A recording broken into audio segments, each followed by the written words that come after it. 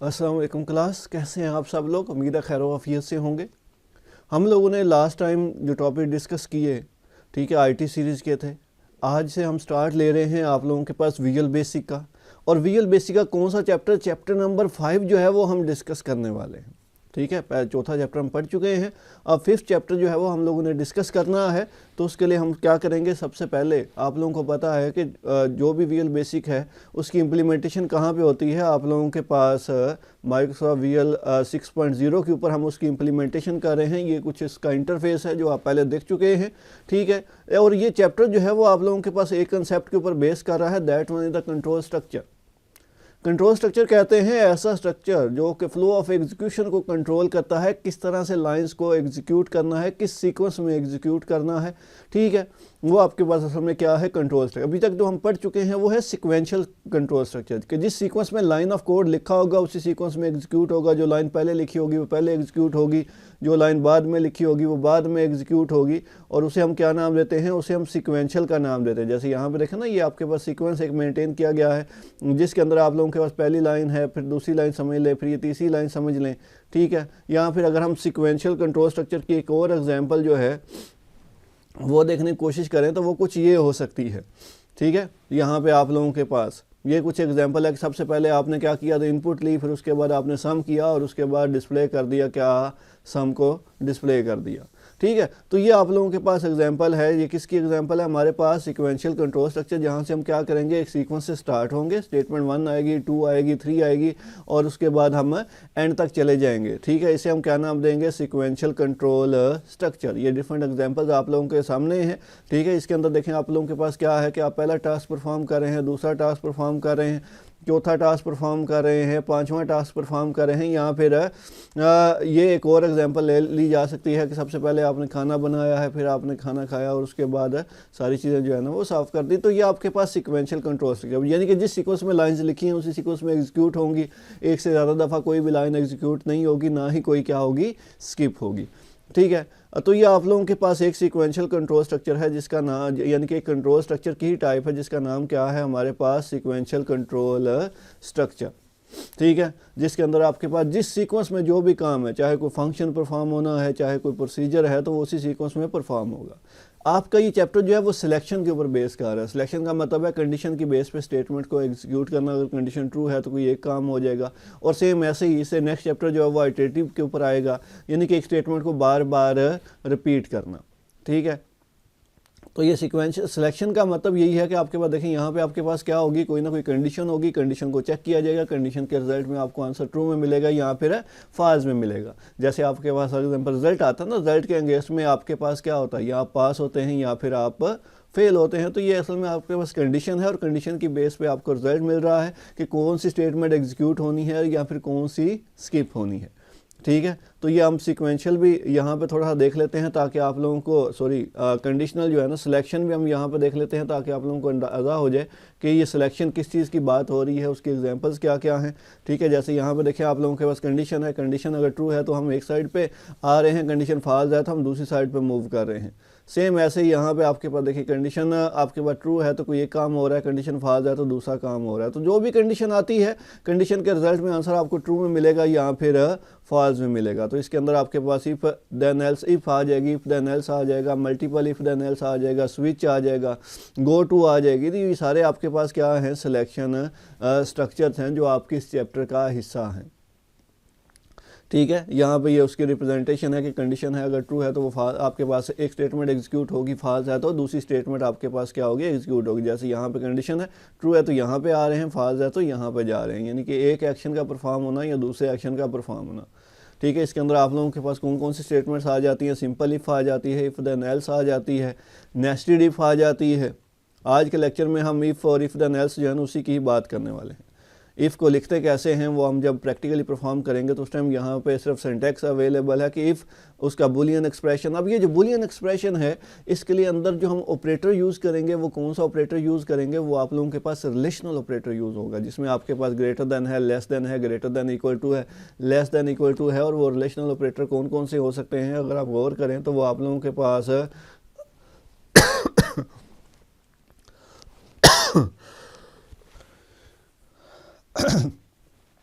ये आप लोगों के पास रिलेशनल ऑपरेटर जिसमें लेस देन है, ग्रेटर देन है, लेस देन इक्वल टू है, ग्रेटर देन इक्वल टू है, या इक्वल टू है, नॉट इक्वल टू है। तो जो भी कंडीशंस आप लोगों के पास बनाई जाएंगे वो इन्हीं ऑपरेटर्स की मदद से ही जो है वो क्रिएट की जाएंगी।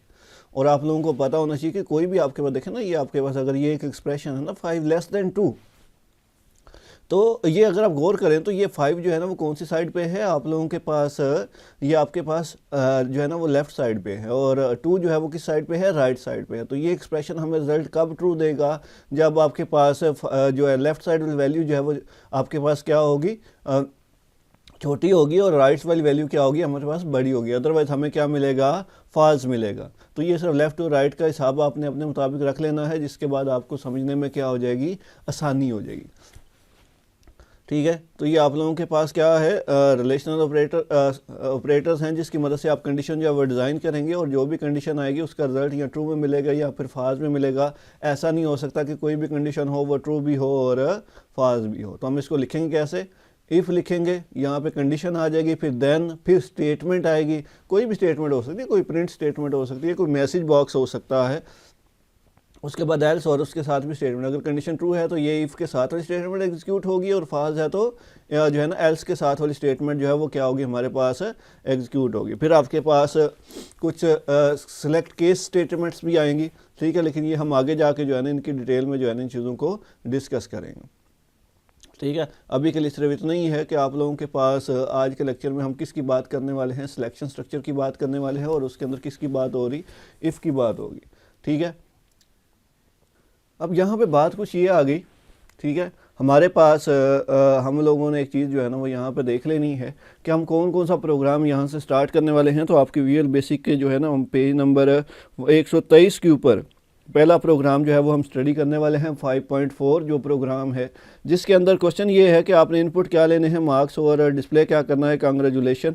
अगर आपके मार्क्स जो हैं वो 40 से ज़्यादा हैं, अदरवाइज़ क्या आ जाए, सॉरी यू आर फेल्ड। तो इसके लिए हम क्या करेंगे, सबसे पहला काम, जैसा कि आप लोगों को पता है कि एक फॉर्म का होना ज़रूरी है, तो वो ऑलरेडी हम लोगों ने क्रिएट किया हुआ है, और इस फॉर्म के ऊपर हम क्या लगा देते हैं, एक बटन लगा देते हैं।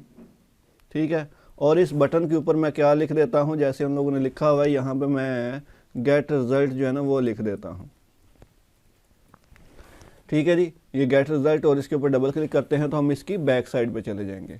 अब यहाँ पे आपने इनपुट क्या लेनी है, मार्क्स लेनी है, और आप लोगों को पता है कि जब भी कोई भी वेरिएबल है तो उसे बनाना ज़रूरी होता है। तो हम क्या करते हैं, डिम, उसे मैं नाम दे देता हूँ मार्क्स एज इंटीजर।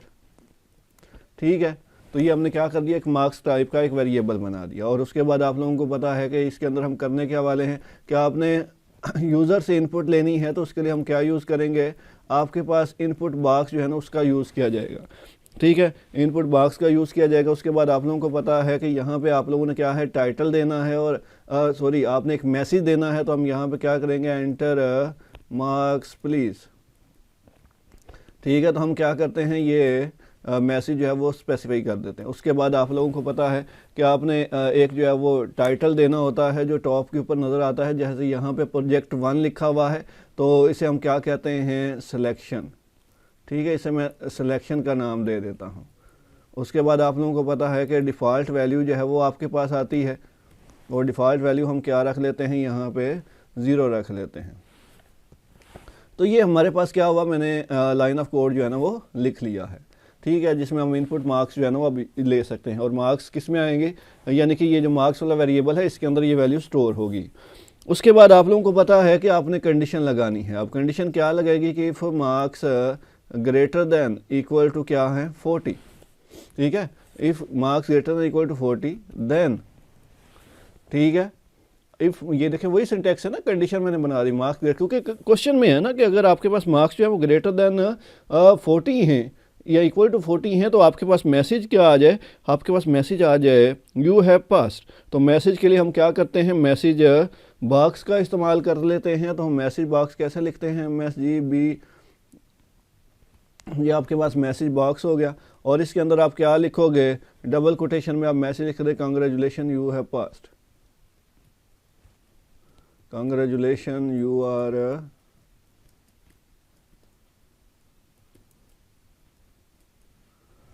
पास्ट। उसके बाद हम क्या लगा देंगे, यहाँ पे एल्स लगाते हैं। एल्स लगाने के बाद फिर से हम मैसेज बॉक्स देखते हैं और वो मैसेज बॉक्स में क्या आएगा, सॉरी यू आर फेल्ड,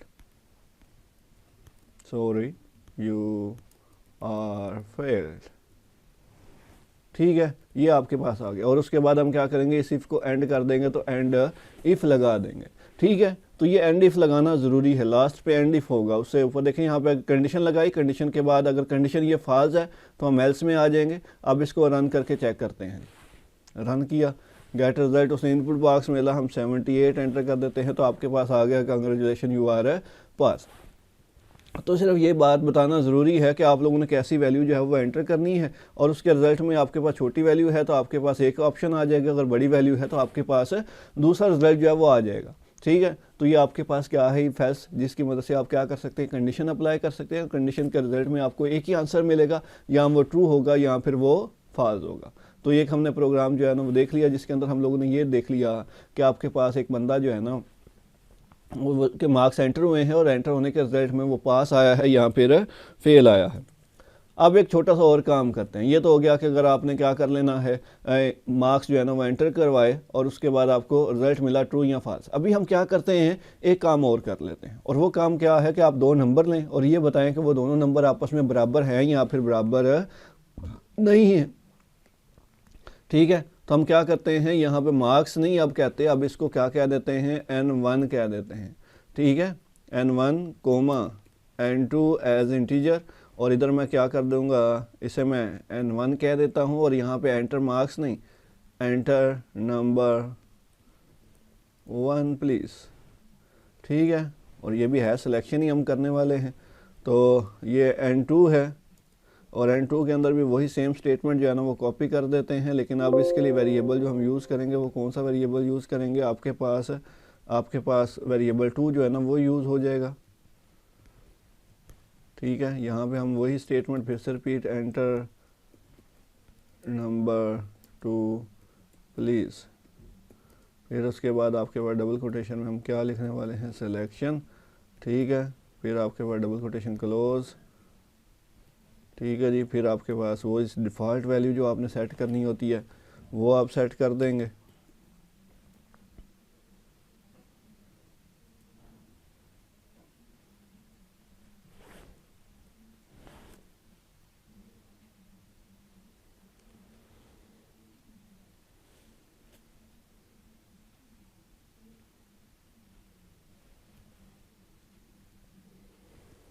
ठीक है, ये आपके पास आ गया। इसके बाद हमारे पास अब कंडीशन क्या बनेगी, हम कंडीशन अरेज कर देते हैं, और यहाँ पे आपके पास क्या आ जाएगा, num1 बराबर है किसके, num2 के, यानी कि n1 बराबर है किसके, n2 के। तो हम यहाँ पे मैसेज क्या दे देंगे, आपको पता है कि देन आना होता है इसके बाद, फिर हम यहाँ पे मैसेज क्या लिखेंगे, ठीक है, both number are equal, both are equal. ठीक है, और एल्स में हम क्या लिख देंगे यहाँ पे, बोथ आर नॉट इक्वल।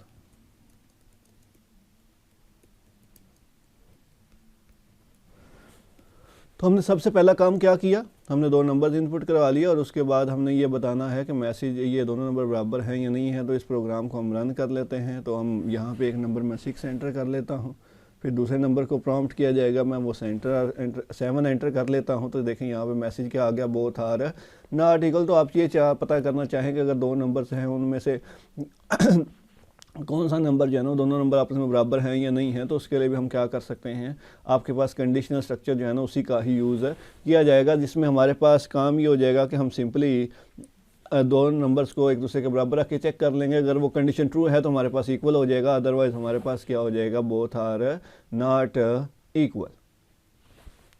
अब ये तो हो गया एक चीज़। अब एक और काम करते हैं। अब हम ये करते हैं जी, आपके पास इनपुट करवा लेते हैं नंबर, और ये बताते हैं कि वो नंबर इवन है या ऑड है। वही बात आ गई ना। अब मैसेज तो आपके पास बदल गया, मैसेज हमारे पास क्या आ गया कि या इवन होगा कि या फिर नंबर इज़ ऑड, ये मैसेज आ जाएगा।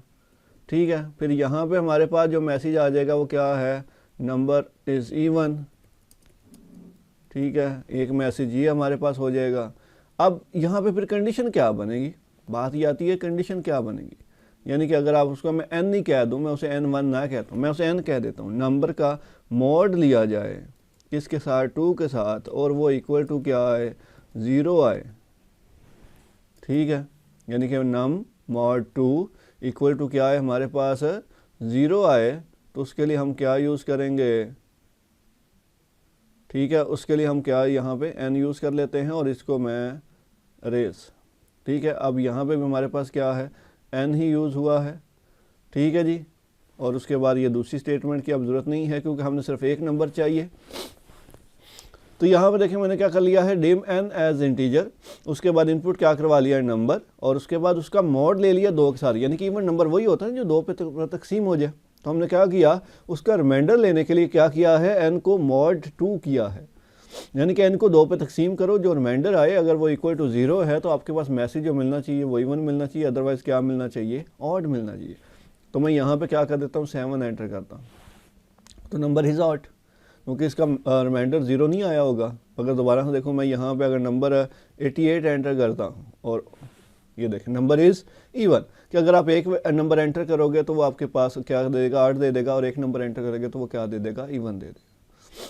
ठीक है, अगर ये आपका प्रोग्राम जो है ना, अगर इसको थोड़ा सा और मॉडिफाई कर दिया जाए, अब आपको कहा जाए कि प्लीज़ एंटर ईयर, और ईयर एंटर करें और ये बताएं वो लीप ईयर है या फिर लीप ईयर नहीं है। तो अब लीप ईयर कौन से होते हैं, लीप ईयर याद रखिएगा वो ईयर्स होते हैं जो 4 पे पूरे तकसीम हो जाएं। अब ये 4 पे पूरा तकसीम हो जाएगा तो हम क्या करेंगे, अब इसको हम जो है ना वो नाम दे देते हैं, हम यहाँ पे अब इसे ईयर कह देते हैं। ठीक है, हम यहाँ पे से जो है ना वो क्या नाम दे देते हैं, क्योंकि अब हम ईयर की बारी आने वाली है तो हम यहाँ पे से ईयर कह देते हैं। ठीक है, ये हमने ईयर कह दिया, और यहाँ पे आपके पास अब एंटर नंबर प्लीज़ नहीं, एंटर ईयर आएगा यहाँ पे। ठीक है, इधर हम क्या लिखेंगे, एंटर ईयर प्लीज़। ठीक है जी, ये हमने ईयर एंटर कर लिया, डबल कोटेशन। फिर आपको पता है कि आपके पास वो जो टाइटल है वो हमारे पास आ जाता है, और टाइटल हमारे पास वही हम रहने देते हैं, सिलेक्शन। फिर हम क्या लगाएंगे यहाँ पे डबल कोटेशन के अंदर, आप लोगों के पास डबल कोटेशन फिर ब्रैकेट क्लोज। अब यहाँ पे फिर क्या आएगा, यहाँ पे अब ये है कि वो ईयर जो 4 पे पूरा तकसीम हो जाए, यानी कि उस ईयर का हम क्या लेंगे, मॉड लेंगे। ठीक है, क्या लेंगे हमारे पास है यहाँ पर हम उस ईयर का क्या लेते हैं, मॉड लेंगे, लेकिन किसके साथ, 4 के साथ, और वो किसके इक्वल आना चाहिए, इक्वल टू जो है ना वो 0 आना चाहिए। तो हमारे पास वो ईयर कौन सा होता है, वो ईयर लीप ईयर होता है। ठीक है, तो यहाँ पे आपके पास क्या है कि हमने क्या कर देना है देन, और उसके बाद वो ईयर क्या होगा हमारे पास, लीप ईयर होगा। जी, हम बात कर रहे थे कि यहाँ पे हम लोगों ने क्या कर दिया कि हम लोग अब क्या करेंगे, यहाँ पे ईयर जो है ना वो लिखेंगे।